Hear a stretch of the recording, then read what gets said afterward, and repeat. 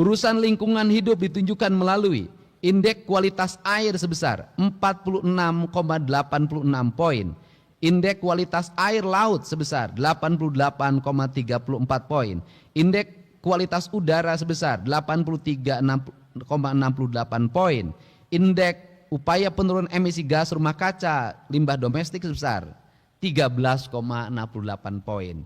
Yang masih rendah itu adalah indeks kualitas air. Untuk itu salah satu yang paling mencolok di depan mata kita adalah Bendungan Cirata, Bendungan Saguling, Bendungan Jatiluhur. Airnya sudah berubah menjadi seperti air kocok. Kenapa? Jumlah keramba terampungnya melebihi kapasitas. Yang harusnya 10.000 menjadi 60.000. Sehingga terjadi kejenuhan ketika bulan November mereka menanam ikan, maka bulan Januari ikannya mati. Yang berikutnya yang harus menjadi bahan perhatian adalah angka korosi terhadap turbin yang membuat turbinnya menjadi berumur pendek.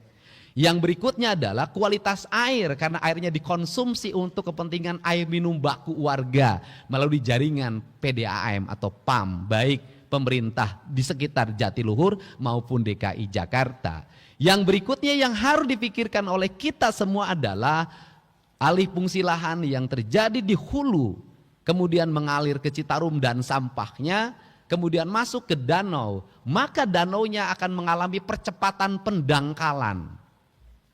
Ketika danau mengalami percepatan pendangkalan, kedangkalan danaunya tidak bisa diproses lagi. Kenapa? Karena lumpurnya tidak bisa dibuka. Kenapa lumpurnya tidak dibuka? Karena daerah aliran sungai Citarumnya kanan kirinya sudah berubah menjadi daerah perumahan dan pemukiman serta kawasan industri.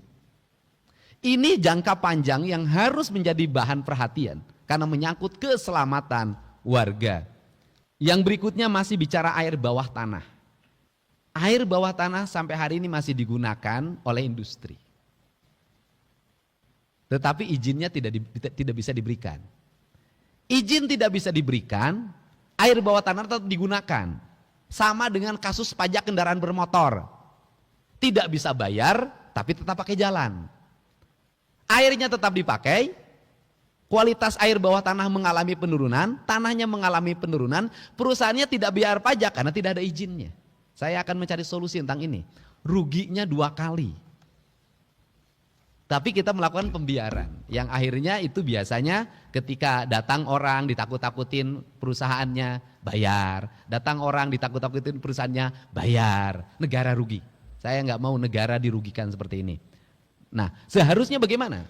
Seharusnya adalah ketika ada perusahaan yang menyedot air bawah tanah, kemudian pajaknya diambil, pajaknya diprioritaskan untuk masyarakat di sekitar perusahaan itu agar masyarakat mendapat air baku yang memadai.